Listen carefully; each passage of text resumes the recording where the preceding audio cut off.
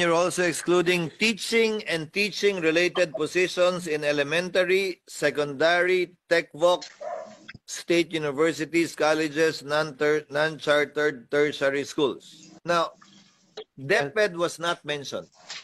SHED was not mentioned. You're only referring to teaching and teaching-related positions.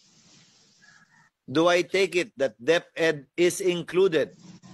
Yes. SHED is included insofar as non-teaching items are concerned. You are correct, Mr. Chair. So when you say teaching and teaching-related positions, paano yung teacher na ginawang secretary ng supervisor? Ang dami nun, ha?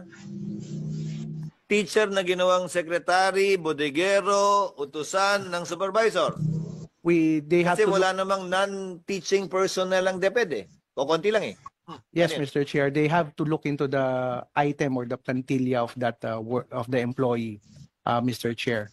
We know for a fact that some of them will be doing multiple tasks in the school, but we look into their item or plantilla where they are employed. Po. Shouldn't we also look at exactly what they're doing? Isn't that what right sizing is about?